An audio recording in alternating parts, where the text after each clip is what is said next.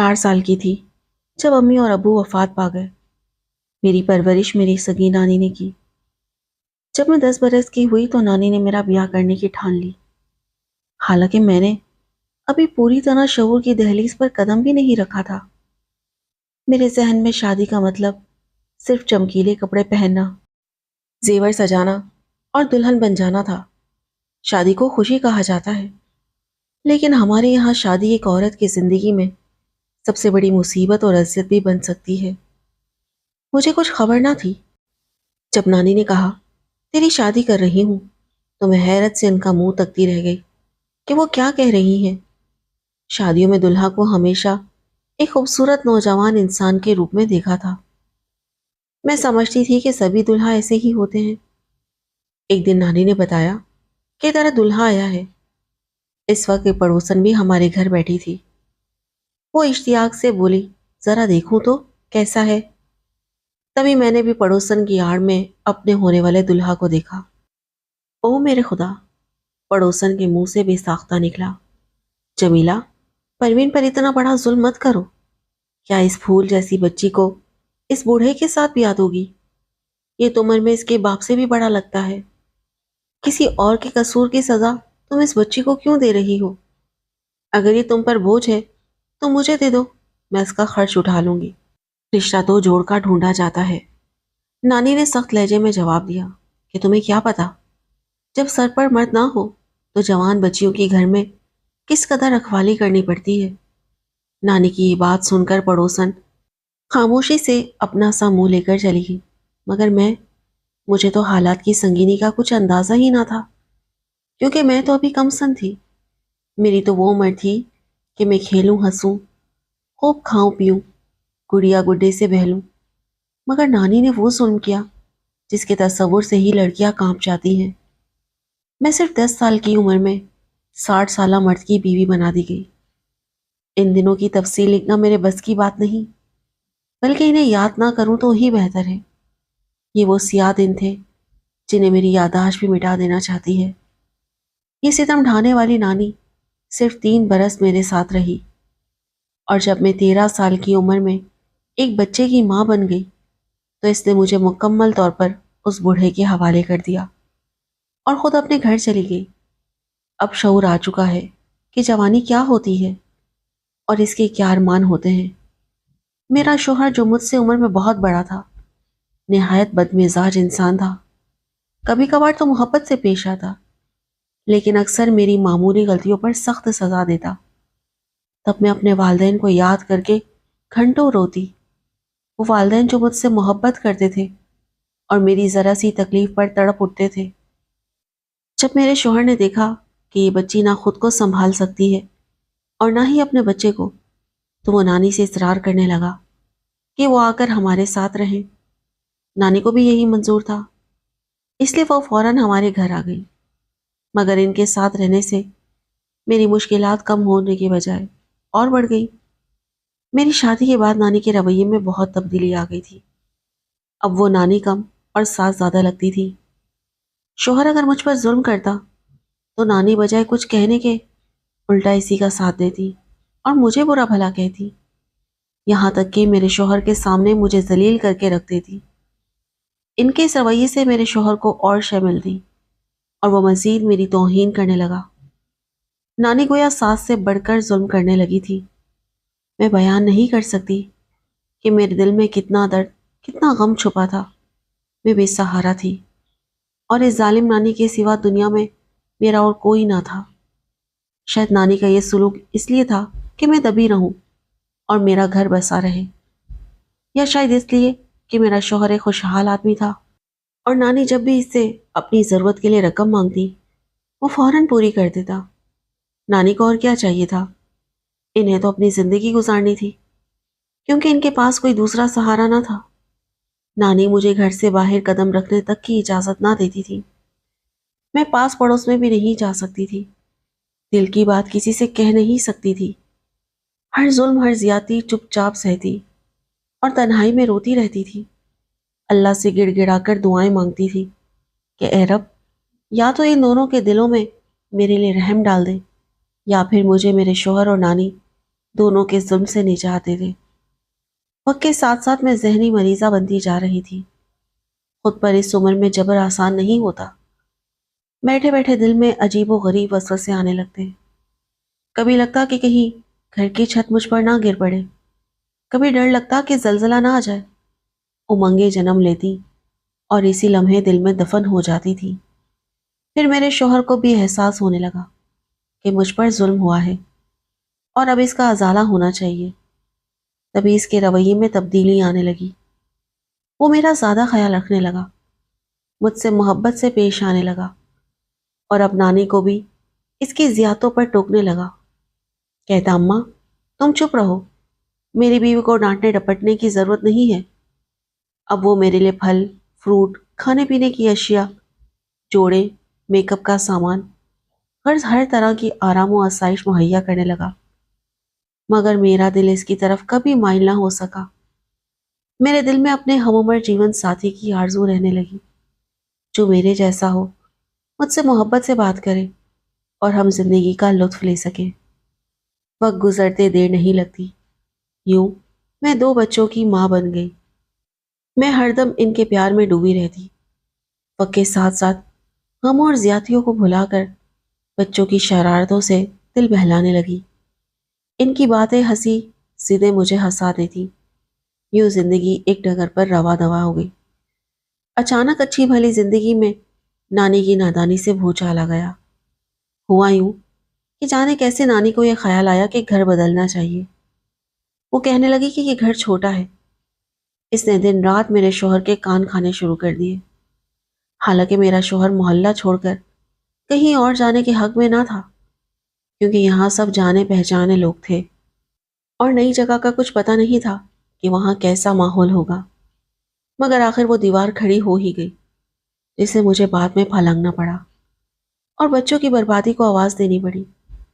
میرے شوہر نے نانی کی باتوں میں آ کر دوسری جگہ کرائے کا مکان لے لیا۔ یوں ہم نئے گھر میں منتقل ہو گئے، مگر یہ تبدیلی ہمارے لیے سخت نقصان دہ ثابت ہوئی۔ جس مکان میں ہم گئے، اس کا ایک حصہ مالک مکان کے پاس تھا، جس میں اس کا جوان بیٹا اظہر رہتا تھا۔ وہ نہایت بچلن آوارہ قسم کا لڑکا تھا۔ ہر خوبصورت چہرے پر اس کی نظر ہوتی، ہر حسین لڑکی کو دیکھ کر اس کے قدم ڈگمگا جاتے۔ پڑھائی سے زیادہ دل اس کا فلمی گانوں، عشق و عاشقی اور آوارہ گردی میں لگا تھا۔ ایک دن جب میں صحن میں کوئی کام کر رہی تھی، اظہر نے اپنی بالائی منزل کی کھڑکی سے مجھے دیکھ لیا۔ اس کے کمرے کی کھڑکی سے ہمارے صحن کا منظر صاف دکھائی دیتا تھا۔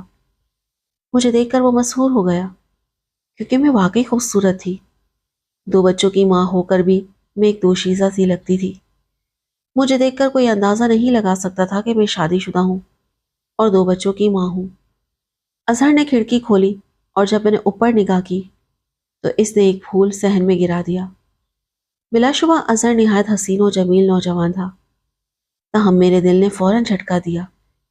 میں نے سوچا میں 2 بچوں کی ماں ہوں، میرا شوہر چاہے بوڑھا ہو مگر میرا خیال تو رکھتا ہے، مجھ سے محبت کرتا ہے۔ نانی بھی اسی کی کمائی پر آرام کرتی ہے۔ مجھے اس قدر احسان فراموش نہیں ہونا چاہیے کہ اس کے ہوتے ہوئے کسی اور کی طرف توجہ دوں۔ یہ سوچ کر میں نے وہ پھول اٹھایا اور کوڑے میں ڈال دیا، تاکہ اظہر نا امید ہو جائے، اور اگر دل میں کوئی برا خیال آیا بھی ہے تو وہ شرمندہ ہو کر توبہ کر لے۔ مگر وہ نا امید نہ ہوا۔ میری اس حرکت نے اس کے شوق آوارگی کو اور بڑھا دیا۔ اب اس نے یہ معمول بنا لیا کہ جب میں صحن میں ہوتی اور نانی اندر کے کمرے میں اونگ رہی ہوتی تو وہ کھڑکی میں آ کر کھانستا اور ایک پھول صحن میں گرا دیتا۔ میں بھی انسان تھی، آخر کب تک دامن بچاتی؟ اب وہ جس روز نظر نہ آتا، نگاہیں اسے تلاش کرنے لگتی۔ دل بجھا بجھا سا رہتا، زندگی میں کوئی بڑی کمی محسوس ہوتی۔ نہ چاہتے ہوئے بھی میں اس کے خیالوں کے دام میں آتی گئی۔ بنیادی طور پر میں اچھے خیالات رکھنے والی لڑکی تھی۔ زندگی کی سب سے بڑی محرومی سے 2 ہونے کے باوجود گناہ کے بارے میں کبھی سوچا تک نہ تھا۔ محرومیاں اپنی جگہ، لیکن ان محرومیوں کو غلط راستوں سے پر کرنا میرے مسلک کی زندگی میں شامل نہ تھا۔ شامت اعمال کے مالک مکان نے میرے شوہر سے جا کر کہہ دیا کہ میرا بیٹا تعلیم کی غرض سے شہر میں رہتا ہے مکان ہمارا اپنا ہے، مگر اسے کھانے پینے کی پریشانی رہتی ہے۔ مسلسل ہوٹل کے کھانے سے اس کے معدے میں تیزابیت ہو گئی ہے اور وہ بیمار رہنے لگا ہے۔ میرے شوہر نے جواب دیا، اپنا گھر ہے، پریشانی کی کیا بات ہے؟ کھانا اظہر کو ہمارے گھر سے مل جائے گا۔ مالک مکان خوش ہو گیا، کہنے لگا جب تک آپ چاہیں میں مکان خالی کرنے کی بات نہیں کروں گا اور کرایہ بھی نہیں بڑھاؤں گا۔ میرے بیٹے کی تعلیم کے صرف 2 سال باقی ہیں، اس کے بعد وہ گاؤں چلا جائے گا۔ اس روز کے بعد اظہر کے کھانے کی ذمہ داری ہم پر آ گئی۔ میں صبح شام روٹیاں بنا دیتی، سبزی وغیرہ وہ خود لے آتا تو سالن بھی تیار کر دیتی، کیونکہ یہ میرے شوہر کا حکم تھا۔ جب کھانا تیار ہو جاتا نانی آواز لگاتی اور اظہر دروازے سے ٹرے اوپر لے جاتا۔ اسی طرح وہ روز برتن بھی دستک دے کر صحن کے فرش پر رکھ جاتا۔ یہ کھانا لینے دینے کا سلسلہ ایک وسیلہ بن گیا۔ شوہر کام پر چلے جاتے، نانی سو جاتی تو کھانا دینا میرا کام بن جاتا۔ اندھے کو کیا چاہیے تو آنکھیں، یوں اظہر کی دلی مراد برائی۔ اس کے تو بھاگ جاگ گئے۔ شروع میں نانی یہ فرض خود انجام دیتی رہی، پھر انہوں نے مجھ پر یہ ذمہ داری ڈال دی کہ میں اظہر کو کھانا دیا کروں۔ آگ اور کپاس کا کیا میل، وہ بچہ لڑکا اور میں محرومیوں کی ماری ہوئی اس کی میٹھی میٹھی باتوں میں آ گئی۔ اور ایسا ہونا کچھ بعید بھی نہ تھا، کیونکہ میں خوبصورت اور جوان تھی۔ اظہر نے مجھے سوچنے کا موقع ہی نہ دیا۔ ایک دن اس نے نہایت چالاکی سے اپنے غلط خیالات کی طرف مجھے مائل کر لیا۔ اب دل کی ہر بات اسے بتانے لگی۔ لگتا تھا جیسے برسوں کی قید کے بعد زندگی میں ایک دوست ملا ہو۔ دکھ درد اسی سے بانٹنے لگی۔ یوں لگا جیسے میری نئی زندگی شروع ہو گئی ہے۔ میں نے برسوں پرانے سمجھوتے کا بوجھ اتار پھینکا۔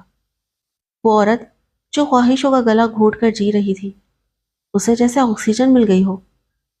لہٰذا اظہر کے اکسانے پر بغیر سوچے سمجھے اپنے ننھے منھے پیارے بچوں کو چھوڑ کر اس کے ساتھ گھر سے نکل گئی۔ بچے کس کو پیارے نہیں ہوتے؟ جانور تک اپنی اولاد پر جان وار دیتے ہیں، اور میں تو انسان تھی، مگر اپنے عزیز از جان جگر گوشوں کو بھی ان جذباتی لمحوں میں فراموش کر بیٹھی۔ اپنے بوڑھے شوہر کو بڑھاپے میں بے آسرا چھوڑ کر گھر سے قدم باہر نکالا، اور وہ دیوار پھلانگ گئی جسے عورت کی عزت، اس کی شان اور تحفظ کا نام دیا جاتا ہے۔ نانی کی آنکھوں میں بھی دھول جھونک دی۔ یہ سب کچھ شاید میرے بچپن کے ماحول کا اثر تھا جو میں نے گاؤں میں گزارا تھا۔ میں زیور تعلیم سے محروم تھی۔ اگر تعلیم حاصل کر لی ہوتی تو شاید ایسا نہ کرتی۔ اظہر مجھے لے کر ایک دوست کے پاس دوسرے شہر آ گیا۔ شروع کے دنوں میں بچوں کی یاد نہ آئی، مگر بعد میں ان کی یاد نے بے چین کر دیا۔ جب میں روتی تو اظہر کو کوفت ہوتی۔ آخرکار اس کے دوست نے پتہ کروایا تو یہ افسردہ خبر ملی کہ میرے بھاگ جانے کے صدمے نے میرے شوہر کی جان لے لی۔ وہ یہ غم برداشت نہ کر سکا اور خالق کے حقیقی سے جا ملا۔ میں نے اظہر کی منت کی کہ مجھے واپس جانے دو، کیونکہ میرے بچے بے آسرا اور ویران ہو چکے ہیں۔ ان کا نانی کے سوا اس دنیا میں کوئی سہارا نہیں۔ نانی بھی بوڑھی ہے، وہ بچوں کو کیسے سنبھال سکتی ہے؟ لیکن اظہر ایک سنگ دل انسان تھا۔ اس کے دل میں کوئی رحم نہ آیا۔ اس نے مجھے صاحب کا گھر میں جانے کی اجازت نہ دی۔ وہ کہتا جو اپنی تمام کشتیاں جلا دیتے ہیں وہ واپس نہیں لوٹ سکتے۔ اظہر ایک نکما آدمی تھا۔ ہمیں سخت تنگ دستی میں گزارا کرنا پڑا۔ اس نے مجھ سے شادی کو اپنے باپ سے بھی چھپایا تھا۔ جو جیب خرچ اسے والد سے ملتا تھا اسی پر گزارا تھا۔ نانی کرائے کا مکان چھوڑ کر واپس اپنے گاؤں چلی گئی اور میرے دونوں بچوں کو بھی ہمراہ لے گئی۔ وہ ننھے منھے ماں کو ڈھونڈتے تھے۔ میرے شوہر کے مکان کو نانی نے کرائے پر چڑھا دیا، جس کے کرائے سے بچوں کے دودھ اور ڈبل روٹی کا خرچ بمشکل پورا ہوتا تھا۔ وقت گزرتا رہا۔ جب اظہر باہر جاتا تو باہر سے تالا لگا کر جاتا تاکہ میں گھر سے نہ نکل سکوں۔ مجھے میرے بچوں کی خبر دینے والا کوئی نہ تھا۔ 4 برس یوں ہی روتے سسکتے گزر گئے۔ اس دوران ایک بچی پیدا ہوئی، مگر چند روز ہی زندہ رہی۔ میں پھر سے تنہا ہو گئی۔ اب مجھے اپنے بچوں سے بے وفائی کی سخت سزا مل رہی تھی، اور میں روتے روتے پاگل ہونے لگتی تھی۔ سوچتی تھی کہ کسی طرح اس قید سے نکلوں۔ یہاں تو بوڑھے شوہر کا گھر بھی لاکھ درجے بہتر تھا۔ کاش میں گھر سے نکلتے وقت کچھ سوچ لیتی، لیکن جوانی کی بھول بھول ہی ہوتی ہے، جس کا انجام اچھا نہیں ہوتا اور جو عمر بھر دکھ دیتی رہتی ہے۔ اٹھتے بیٹھتے، سوتے جاگتے، ہر دم یہی دعا لبوں پر رہتی، اے اللہ مجھے میرے بچوں سے ملا دے۔ تواتر سے مانگی گئی دعا جو دل سے نکلتی ہو، کبھی نہ کبھی قبول ہو ہی جاتی ہے۔ ایک دن اظہر اپنے والد سے گاڑی مانگ کر لایا اور کہا چلو تمہیں سیر کراؤں، تم بہت اداس اور رنجیدہ رہنے لگی ہو۔ جانے اس کے دل میں کیسے میرے لیے سیر کا خیال آ گیا۔ میں لمحہ بھر کو جی اٹھی۔ اس چار دیواری سے باہر نکلے ہوئے مدت گزر چکی تھی۔ وہ مجھے اس شہر لے آیا جہاں میری نانی کا گھر تھا، جہاں میرا شوہر رہتا تھا اور جہاں میرے بچے رہتے تھے۔ ہم بازار سے گزر رہے تھے اور میں دل ہی دل میں سوچ رہی تھی، کاش ایسا ہو جائے اور میں اپنے بچوں کی ایک جھلک دیکھ سکوں۔ اسی سوچ میں کھوئی ہوئی تھی کہ اچانک نگاہ دو بچوں پر پڑی جو بالکل میرے فہد اور حماد جیسے تھے، مگر ان کے چہرے میلے، کپڑے گندے اور پھٹے ہوئے تھے۔ وہ دبلے پتلے ہڈیوں کے ڈھانچے، نڈھال چہروں والے بچے بھیک مانگ رہے تھے۔ انہیں دیکھ کر میری چیخ نکل گئی۔ اظہر نے پوچھا کیا ہوا؟ میں نے کانپتے ہاتھوں سے اشارہ کیا، وہ دیکھو، وہ میرے بچے فہد اور حماد ہیں۔ اظہر بولا تمہیں غلط فہمی ہوئی ہے، تم پاگل ہو گئی ہو، وہ فہد اور حماد ہرگز نہیں ہیں۔ یہ کہتے ہوئے اس نے گاڑی تیزی سے آگے نکال لی اور میں غم سے بے ہوش ہو گئی۔ جب ہوش آیا تو اپنے آپ کو گھر پر پایا۔ اظہر مجھے بے ہوش حالت میں گھر لا کر بستر پر لٹا چکا تھا اور بیرونی دروازے پر تالا لگا کر نہ جانے کہاں چلا گیا تھا۔ تب میں اٹھ کر دیواروں سے سر ٹکرانے لگی۔ میری چیخیں پڑوس میں سنائی دی تو پڑوسن نے دیوار کے ساتھ سیڑھی لگا دی اور پوچھا کیا ہوا ہے؟ میں روتے ہوئے بولی خدا کے لیے مجھے یہاں سے نکالو، میں اپنے بچوں کو دیکھنا چاہتی ہوں۔ پڑوسن بولی یہاں سے نکلو گی تو جاؤ گی کہاں؟ میں نے کہا کہیں بھی چلی جاؤں گی، گاؤں چلی جاؤں گی، مگر مجھے یہاں سے نکال لو۔ اس نے کہا اچھا میرا شوہر آئے گا تو میں اس سے کہوں گی، وہ تمہارے شوہر سے بات کرے گا۔ پڑوسی کے دباؤ پر اظہر مجھے میرے صاحب کا گھر لے گیا جہاں تالا پڑا ہوا تھا۔ نانی کے گھر پر بھی تالا لگا ہوا تھا۔ پڑوسیوں نے بتایا کہ تمہاری نانی کا انتقال ہو چکا ہے۔ کچھ دن ہم نے تمہارے بچوں کو سنبھالا، لیکن ایک دن وہ ہمارے گھر سے چھپکے سے نکل گئے اور پھر کبھی واپس نہ آئے۔ ہم نے بہت تلاش کیا مگر معلوم نہیں وہ کہاں چلے گئے۔ یہ خبر سن کر میرا دل ڈوب گیا۔ میں نے اپنی آنکھوں سے فہد اور حماد کو بھیک مانگتے دیکھا تھا۔ یقیناً وہ میرے ہی بچے تھے۔ میری ماں کی آنکھیں دھوکہ نہیں کھا سکتی۔ کاش اس ظالم اظہر نے وہاں گاڑی روک لی ہوتی، مجھے ان سے بات کرنے دیتا تو ہم انہیں اپنے ساتھ لے آتے۔ اس واقعے کو کئی برس بیت چکے ہیں مگر وہ منظر آج بھی میری آنکھوں میں نقش ہے جب میں نے اپنے جگر کے ٹکڑوں کو سڑک پر بھیک مانگتے دیکھا تھا۔ خدا جانے ان پر کیا گزری، وہ آج کس حال میں ہوں گے۔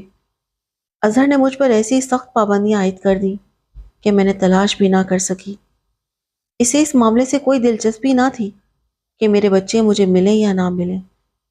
اسے ان یتیموں سے کیا سروکار جن کا باپ مر چکا تھا اور ماں بھی کھو گئی تھی۔ جب تک زندہ ہوں مرتے دم تک بے چین رہوں گی۔ یہ کیسی سزا ہے جو شاید موت کے بعد بھی ختم نہ ہو۔ میری ہر عورت سے یہی التجا ہے کہ جب وہ ایک بار ماں بن جائے تو پھر اپنی ذات کی خوشیوں کو پسے پشت ڈال دیں اور اپنی زندگی صرف اور صرف اپنے بچوں کے لیے وقف کر دے۔ کوئی عورت میرے جیسی غلطی کبھی نہ کرے، خواہ شوہر بوڑھا ہی کیوں نہ ہو۔